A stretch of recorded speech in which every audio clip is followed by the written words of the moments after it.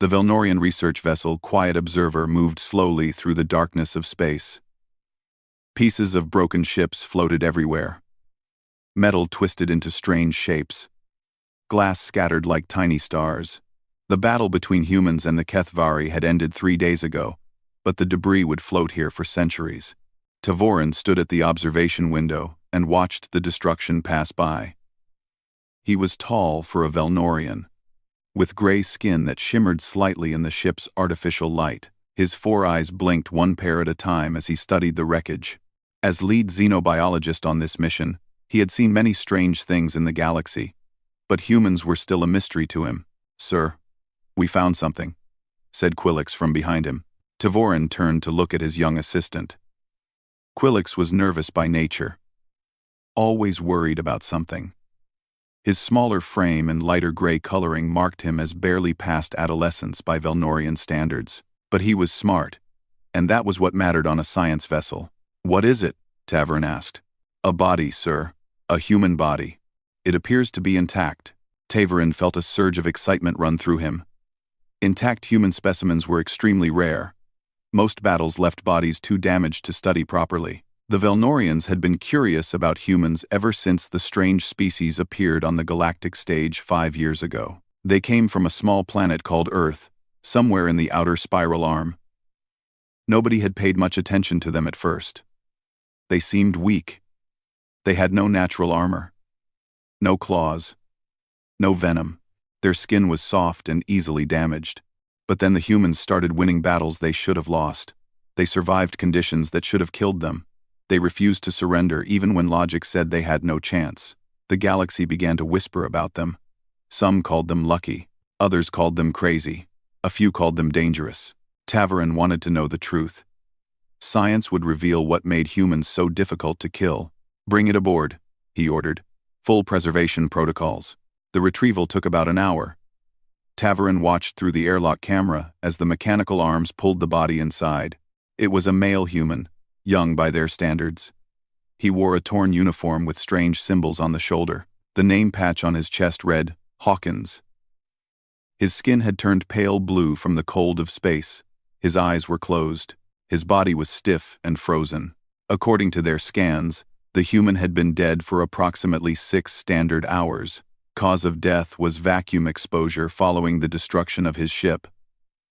The body showed multiple injuries: burns on the left side, broken bones in the right leg, a deep cut on the forehead. But overall, the specimen was in excellent condition for study. They placed the body in the examination chamber on a metal table. Bright lights shone down from above.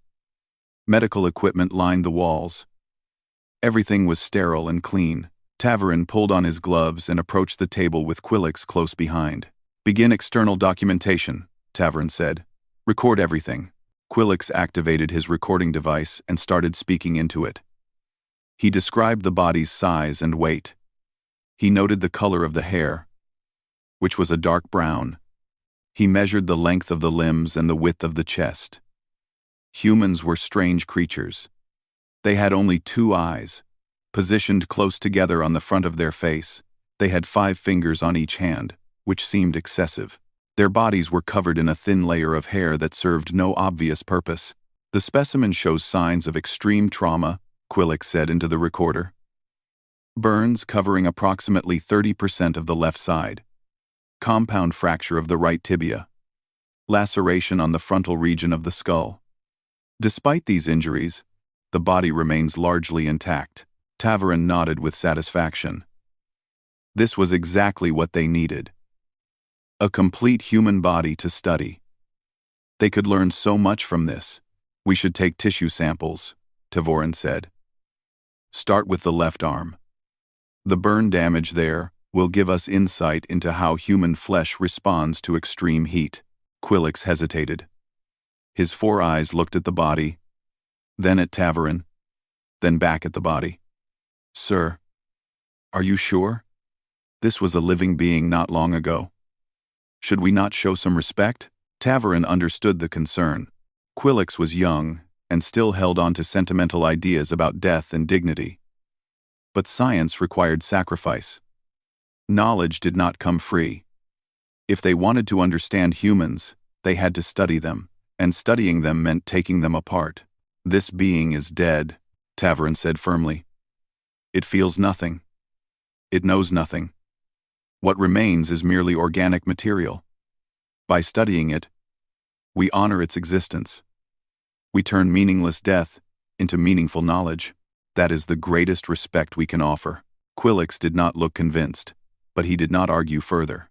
He helped Tavarin prepare the surgical tools. The laser cutter hummed to life. Tavarin positioned it above the left arm, just below the shoulder joint. The beam sliced through frozen flesh and bone with ease. Within minutes, the arm was separated from the body and placed in a preservation container. "Take this to the analysis lab," Tavarin ordered. "Begin cellular examination immediately. I want to know everything about human tissue structure." Quillix picked up the container and carried it away. Tavarin stayed behind, looking down at the body on the table. The human looked peaceful, almost like he was sleeping. His face showed no pain or fear. Whatever his final moments had been like, they were over now. He was just a specimen, a collection of cells and organs waiting to reveal their secrets. Tavarin began documenting the internal injuries. He used scanning equipment to look beneath the skin without cutting. The human's organs were arranged in a simple pattern. Heart in the center of the chest, lungs on either side. A digestive system that seemed inefficient compared to Velnorian biology. Everything about this species suggested they were fragile, easily broken, quick to die. And yet they had become one of the most feared species in the galaxy in just 5 years. How? What was their secret? Tavarin leaned closer to examine the face. The eyes were still closed. The lips slightly parted. The skin was cold and hard beneath his gloved fingers. This was just dead tissue now. Nothing more. He turned away and walked to his workstation to begin recording his initial observations. Behind him, the body lay still on the metal table. The bright lights shone down on it. The machines hummed softly in the quiet room, and nobody noticed when one of the fingers on the remaining hand twitched ever so slightly. Quillix returned to the examination chamber after delivering the arm to the analysis lab. Tavarin had gone to supervise the tissue sampling personally, leaving the young assistant alone with the body. Quillix did not like being alone with dead things. It made him uncomfortable in ways he could not explain. He approached the table slowly and looked down at the human. The name patch still said, Hawkins. Quillix wondered what kind of person this human had been. Did he have a family somewhere? Friends who would miss him? A home he would never return to? These were the thoughts that Tavarin said had no place in science. But Quillix could not stop them from coming. He activated his recording device and continued the documentation process. He measured the wound on the forehead more precisely. He noted the exact pattern of the burns on the left side. He examined the place where the arm had been removed and made sure no contamination had occurred. Then he noticed something strange. The burns did not look the same as before. When they first brought the body aboard, the damaged skin had been black and cracked. Now it looked different. The edges seemed softer. The coloring was lighter, almost like the tissue was healing. Quillix blinked all 4 of his eyes and leaned closer. That was impossible. Dead tissue did not heal. Dead tissue did not change at all except to decay. He must be imagining things. The lighting in the room was very bright. Perhaps it was creating an illusion. He shook his head and stepped back. He needed to focus on his work. Tavarin would be disappointed if he wasted time on foolish thoughts. He turned to the workstation to check the recording files. Behind him, the body moved. It was small at first, just a twitch in the remaining fingers. Then the hand slowly closed into a fist. The arm bent at the elbow. The chest rose and fell as air entered lungs that had been frozen solid less than an hour ago. Quillix heard the sound of breathing. Ragged and wet, like someone who had swallowed water. He froze completely. His body would not obey his commands to turn around. His mind screamed that this was impossible. Dead things did not breathe. Dead things did not move. But this dead thing was doing both. He forced himself to turn. What he saw nearly stopped his heart. The human was sitting up on the table. Danny Hawkins, who had been clinically dead for over 6 hours, who had floated frozen in the vacuum of space, who had been partially dissected by alien scientists, was sitting up and looking around the room. His eyes were open now. They were pale blue, the color of ice on a frozen lake. They moved slowly, taking in the unfamiliar surroundings with obvious confusion. Then those eyes found Quillix. They stared at each other for what felt like an eternity. Quillix could not move, could not speak, could not even breathe. The human tilted his head slightly to one side, like a curious animal examining something new. Then the human looked down at his own body. He saw the burns on his side. He saw the broken leg that was already starting to straighten itself. He saw the place where his left arm used to be. His expression changed from confusion to understanding to mild annoyance. "Hey," he said. His voice was rough and dry. It cracked on that single word like paper tearing, but it was definitely a voice. A real voice coming from a person who should not be capable of making any sound at all. Quillix made a small noise in the back of his throat. Something between a squeak and a whimper. The human cleared his throat and tried again. "Hey, can I have my arm back?" That was when Quillix screamed. It was not a dignified scream. It was high and loud and full of pure terror. Quillix stumbled backward, knocked over a tray of medical instruments, and fell to the floor. He scrambled on all fours toward the door, his claws scratching against the metal surface. He did not look back. He could not look back. If he looked back, the nightmare would be real. He burst through the door and ran down the corridor, still screaming. Other crew members turned to stare at him. He did not stop to explain. He just kept running until he found an alarm panel on the wall. He slammed his hand against it. Red lights began flashing throughout the ship. A warning siren filled the air. Back in the examination chamber, Danny Hawkins remained sitting on the table. He looked at the door where the strange gray alien had disappeared. He had no idea where he was or who these creatures were. The last thing he remembered was the explosion that tore through the hull of his ship, the rush of air pulling him into the void, the cold, the darkness, and then nothing. Now he was here, in a room that looked like some kind of medical facility, on a table that was clearly designed for examining bodies. His body. They had been examining his body. He looked at his missing arm again. That was going to be a problem. He could feel his system working to repair the damage, but it could not regrow an entire limb. He needed the original arm back. If too much time passed, the tissue would die permanently. Even human biology had limits. His throat was painfully dry.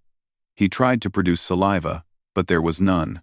His body had used all its moisture to restart his vital functions. He needed water badly. The door opened again. This time, several aliens entered. They were bigger than the first one. They carried weapons that looked like rifles, but with a strange design. They pointed these weapons at Danny with shaking hands. Danny raised his remaining arm in a gesture of peace. "Easy," he said. "I am not going to hurt anyone. I just want some water. And my arm." "Where is my arm?" The aliens did not respond. They just kept their weapons trained on him. Their 4 eyes were wide with fear. Danny had seen that look before. It was the same look enemies gave him when they realized their attacks had not worked, when they understood that killing a human was much harder than they expected. More aliens arrived. One of them pushed through the others to stand at the front. This one was taller, with darker gray skin. He carried no weapon. He just stared at Danny with an expression of complete disbelief. "This is impossible," the tall alien said. Danny understood him perfectly. The translator chip in his ear was still working. "You were dead. I verified it myself. Your heart was not beating. Your brain showed no activity. You were frozen solid." Danny shrugged with his one shoulder. "Sorry to disappoint you. Humans are hard to kill, but this violates every biological principle we know." The alien continued. "No species can survive what you survived. No cellular structure can recover from that level of damage.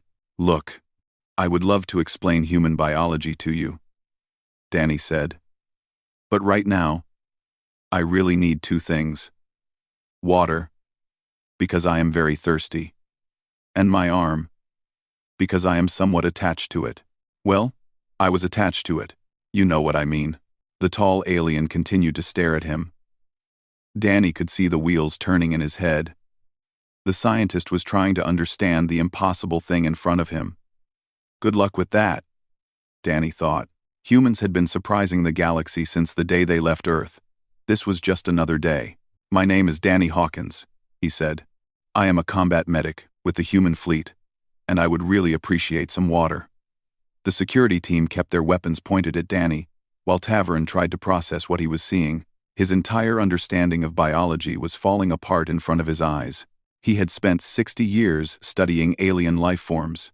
He had documented over 300 different species. He thought he understood how living things worked, but nothing in his experience had prepared him for this. The human sat calmly on the examination table, completely unbothered by the weapons aimed at his chest. His remaining hand rested on his knee. His pale blue eyes moved slowly from one alien to another. He did not look scared. He did not even look concerned. He looked like someone waiting for a bus that was running late. Water, Danny said again. Please. My throat is very dry. Tavern turned to one of the security officers. Bring water and food if we have anything compatible with human biology. The officer hesitated. Sir, is that wise? This creature is clearly dangerous. This creature is clearly thirsty, Tavern replied. And scared creatures are more dangerous than comfortable ones. Bring the water. The officer nodded and left the room.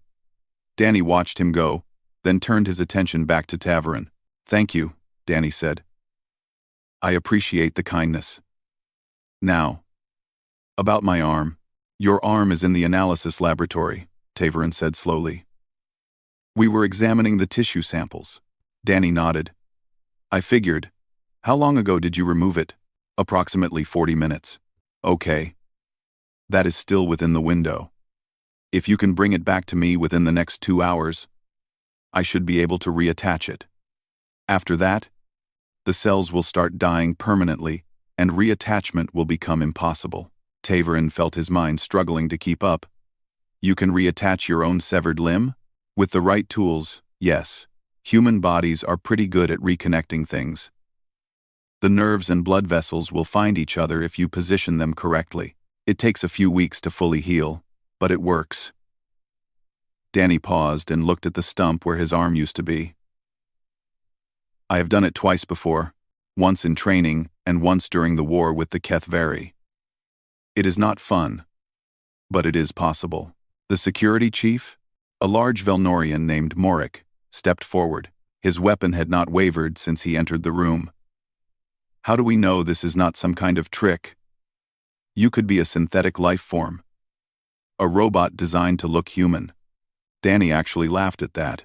It was a dry, scratchy sound. But it was definitely a laugh. I wish I was a robot. Robots do not feel pain. Trust me, friend. I am very much organic. Cut me. And I bleed. I am just harder to kill than most species expect. The officer returned with a container of water. He handed it to Tavern, who hesitated for a moment before approaching Danny. The human watched him come closer. Their eyes met. Tavern saw no malice in those pale blue depths. Just exhaustion and thirst. He handed over the water. Danny took it with his remaining hand and drank deeply. He emptied the entire container in seconds, then let out a long breath of relief. Thank you. That is much better. You have no idea how dehydrating it is to come back from the dead. Tavern could not help himself. The scientist in him needed answers. How is this possible? I need to understand. Your body was frozen solid. Your brain showed no electrical activity. By every measurement we have, you were completely dead. I was dead. Danny agreed. Or close enough to it. Humans have something we call distributed redundancy. Our bodies can shut down completely to survive extreme conditions. All the vital systems go into a kind of deep sleep. The brain, the heart. Everything just stops. From the outside, It looks exactly like death. But inside, on a cellular level, things are still working very slowly, protecting the important stuff, waiting for conditions to improve. But 6 hours in vacuum, Tavorin protested.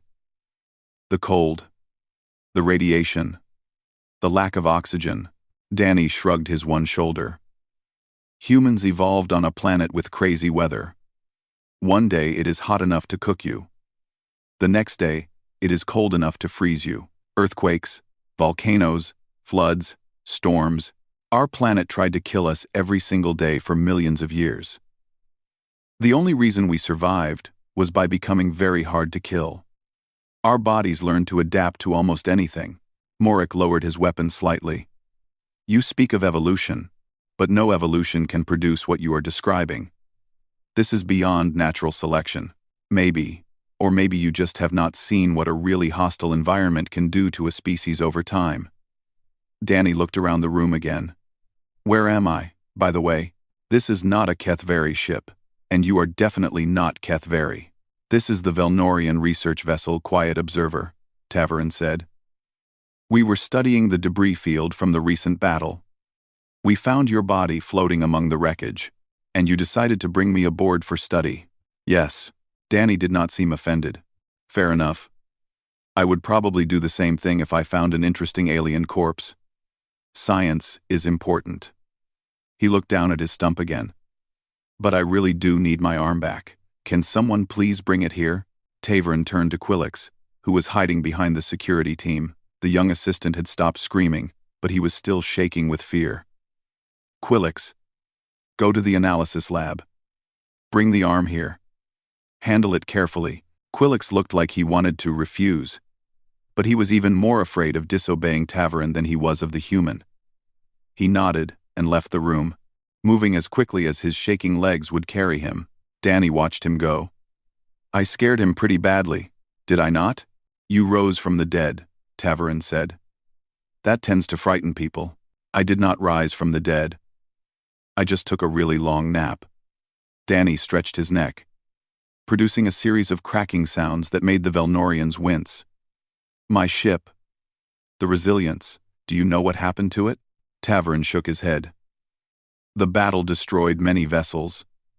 We found debris from at least 12 ships. Human and Kethvari both. I do not know which one was yours. Danny's expression darkened for the first time. Were there other survivors? Other humans in the debris field? We found several human bodies, but you were the only one we brought aboard. The others appeared too damaged for study. Appeared too damaged, Danny repeated. Did you scan them? Did you check for the shutdown state I described? Tavorin felt something cold settle in his stomach. No. We assumed they were dead. Like we assumed you were dead. Danny closed his eyes for a moment. When he opened them again, his expression was carefully neutral. How many other bodies did you find? 7. Then there might be 7 more humans floating out there, waiting to wake up, running out of time because everyone thinks they are dead. Danny's voice was calm, but there was an edge underneath it. You need to send a signal to the nearest human fleet position. Tell them there are possible survivors in the debris field. Tell them to come immediately. Morik raised his weapon again. You do not give orders on this ship, human. Danny looked at him. Just looked at him. There was no threat in his eyes. No anger. Just a quiet certainty that Morik found more unsettling than any display of aggression. I am not giving orders, Danny said. I am telling you what needs to happen. 7 of my people might be dying out there right now.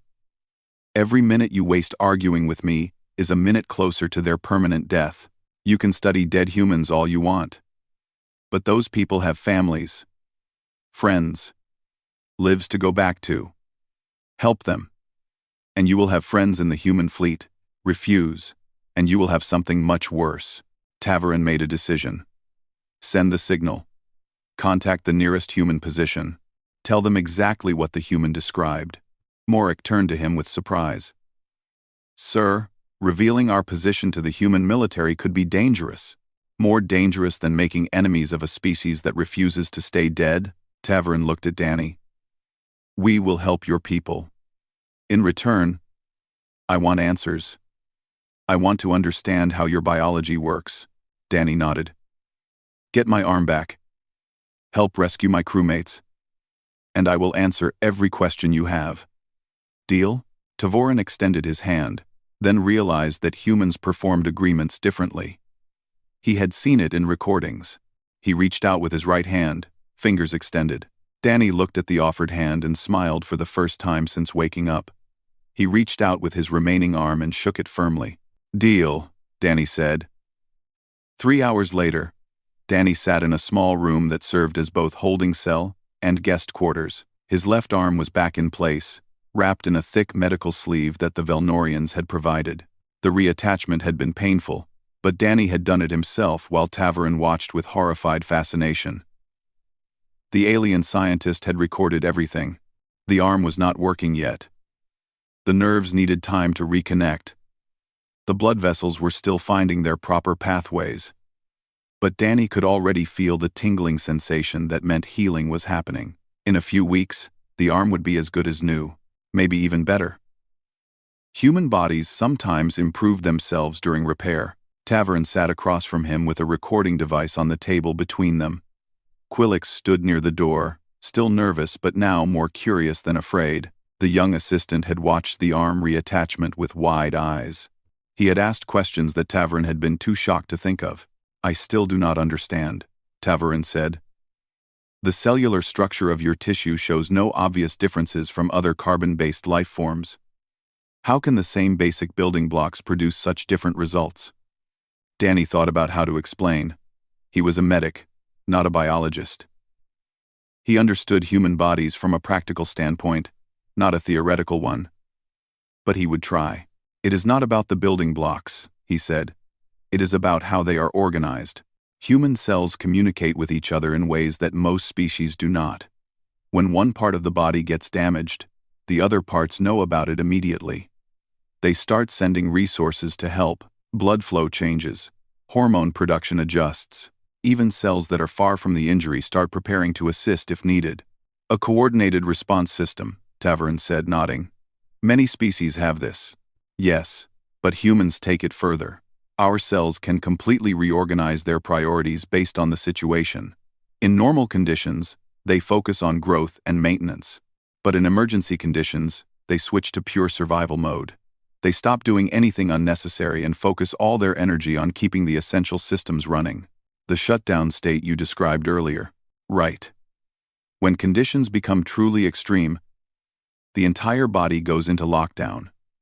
Heart rate drops to almost nothing.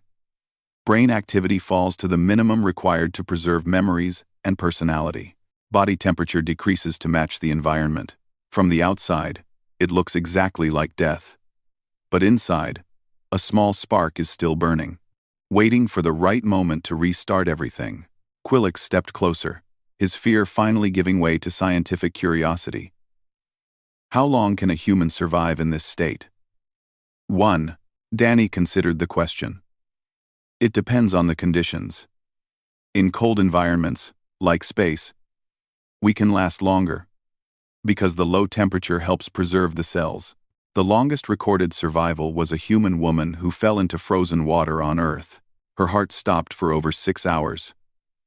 They warmed her up slowly, and she recovered completely. No brain damage. No permanent effects. She went back to work 2 months later. Tavorin made a note on his device. And this ability is natural? All humans possess it? All humans have the potential for it. But it does not always work. Sometimes the damage is too severe. Sometimes the conditions are not right. Sometimes the body just cannot hold on long enough. Danny's expression grew serious. I have seen humans die. Real death. Not the temporary kind. We are hard to kill, but we are not immortal. We can be destroyed like anyone else. It just takes more effort. A chime sounded from the wall. Tavorin touched a panel, and a screen lit up. One of the bridge officers appeared on the display. Sir, we have received a response to our signal. A human vessel is approaching. They wish to speak with you. Tavorin looked at Danny. I assume you want to be present for this conversation. I would appreciate it. They moved to the bridge together. It was a large, circular room filled with control stations and display screens. Velnorian crew members worked at their posts, but they all stopped to stare as Danny entered. A human who had risen from the dead was walking among them. The stories would spread throughout the entire Velnorian fleet by tomorrow. The main screen showed a human woman in a military uniform. She had short, dark hair and sharp brown eyes. Her expression was professional but friendly. The name on her uniform read, Vance. "This is Lieutenant Katie Vance, of the rescue vessel Steadfast," she said. "We received your signal about possible survivors in the debris field.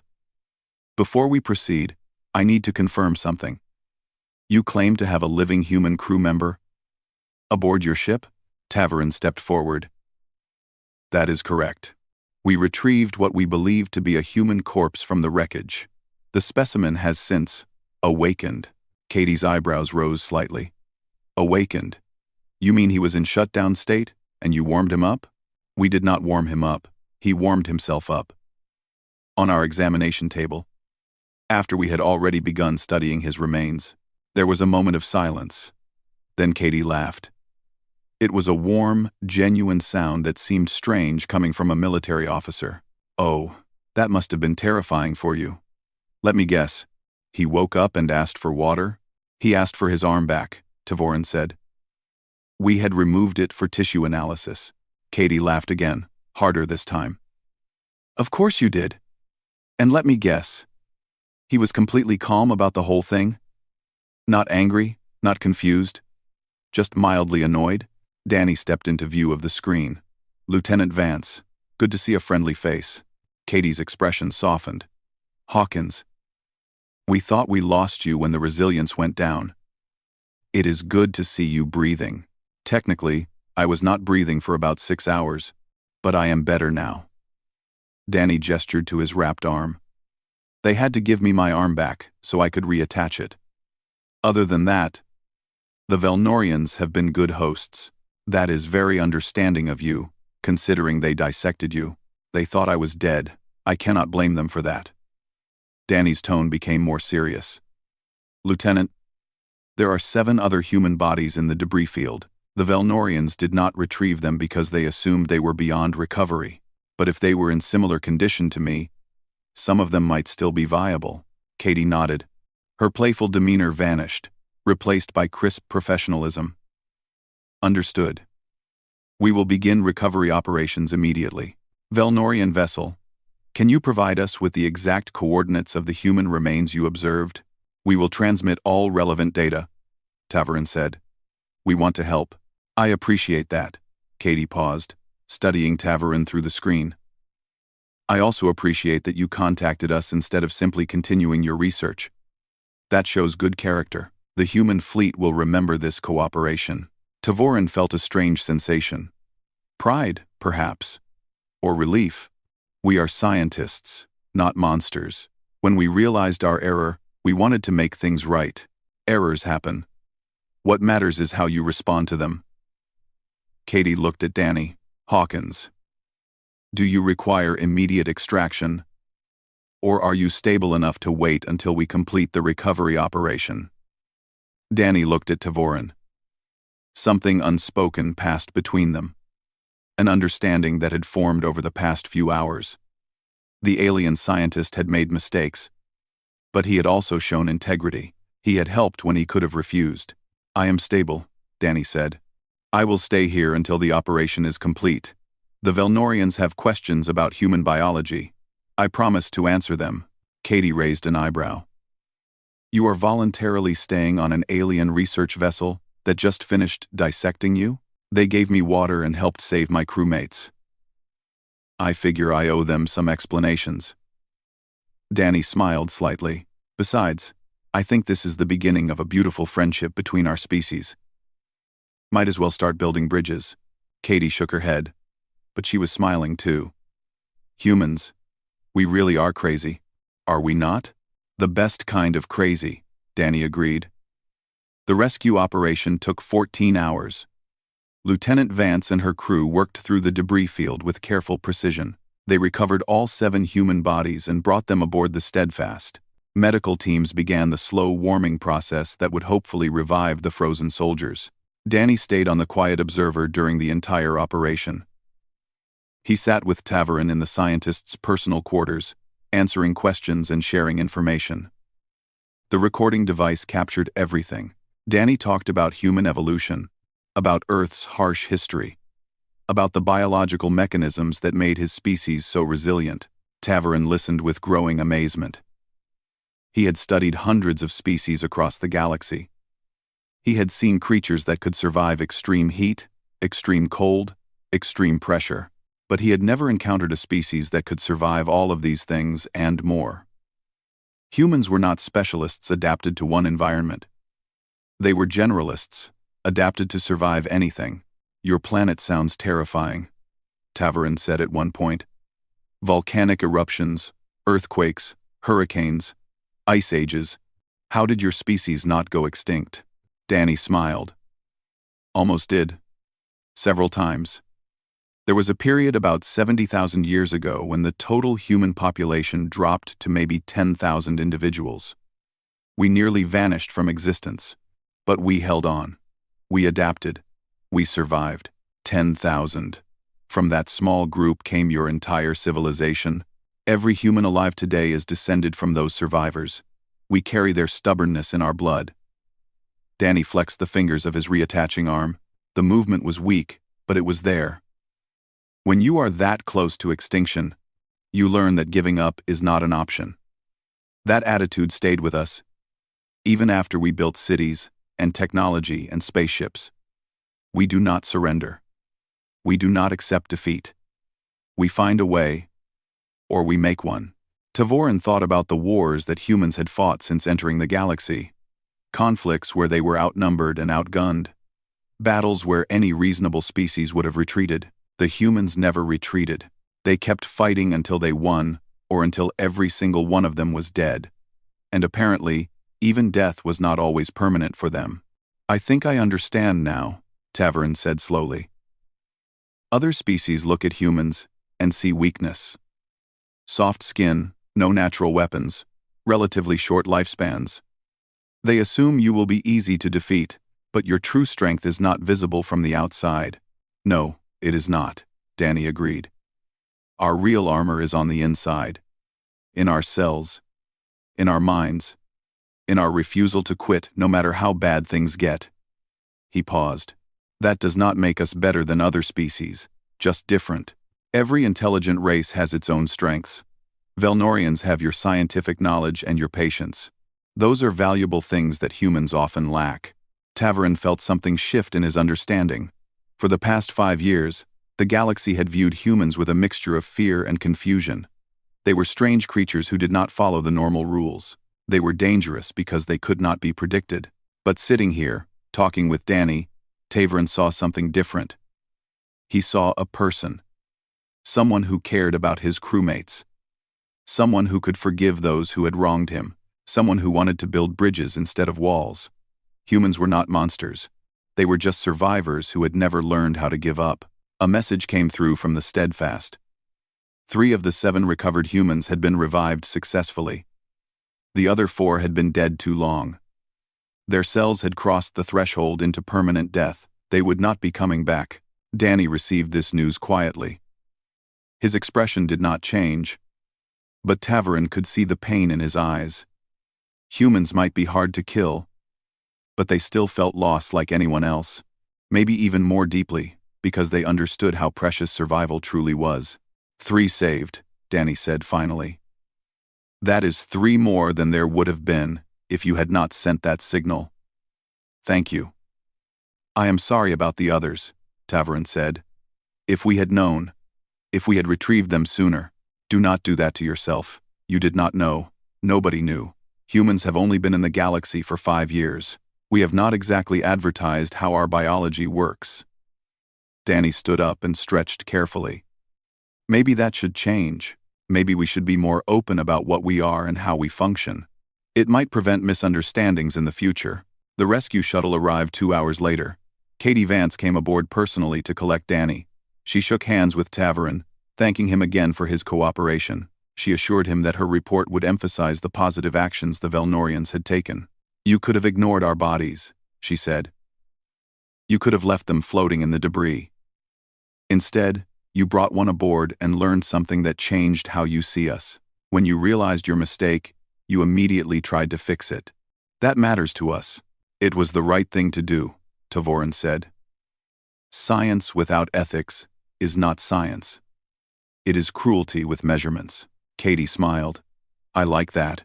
I might quote you on it." Danny prepared to leave. His arm was working better now, responding to simple commands. He could make a fist and flex his fingers. Full recovery would take time. But the hardest part was over. He had died and come back. Everything else was just healing. He stopped at the door and turned to face Quillix. The young assistant had watched the farewell from a distance, still uncertain about how to interact with the human who had scared him so badly. Danny walked over to him and extended his hand. The gesture was slow and non-threatening. Quillix looked at the hand, then at Danny's face. "I am sorry I scared you," Danny said. "Waking up on an examination table is not exactly normal. Even for humans. You handled it better than most would have." Quillix hesitated, then reached out and shook Danny's hand. The human's grip was firm but gentle. "I screamed and ran away." "Exactly. You did not faint or freeze up completely. You got out of there and raised the alarm. That is a good survival instinct." Danny smiled. "Do not feel bad about being afraid. Fear is what keeps us alive. The trick is to not let it control you." Quillix nodded slowly. "I think I understand. Thank you.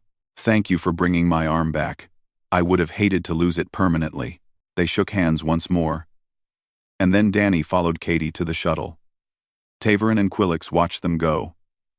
The shuttle detached from the quiet observer and flew toward the larger human vessel, waiting nearby. When they were gone, Tavorin returned to his office. He had work to do. His findings needed to be compiled and transmitted to the Velnorian Science Council. The galaxy needed to know what he had learned about humans. He sat down at his workstation and began composing his report. He described everything that had happened in careful detail. The retrieval of the body, the examination and tissue sampling, the impossible resurrection, the conversations that followed. He included all his recordings and all his analysis. At the end, he added his personal recommendations. "Based on my observations, I strongly advise the Science Council to reclassify humans from their current designation of fragile newcomers to a new category: apex persistence predators. This species should not be underestimated based on their apparent physical weakness. Their true strength lies in biological mechanisms that allow them to survive conditions that would kill any other known species. Furthermore, I recommend establishing formal scientific cooperation with the human fleet. They have knowledge about their own biology that we desperately need to understand.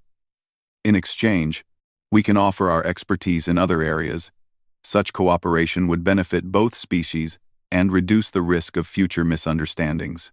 Finally, I offer this warning to any Velnorian who might consider engaging humans in conflict. Do not. They do not stay dead. They do not surrender. They do not give up. If you fight them, be prepared for a war that never ends. Because to humans, the end is never really the end. It is just a pause before they get back up and continue fighting."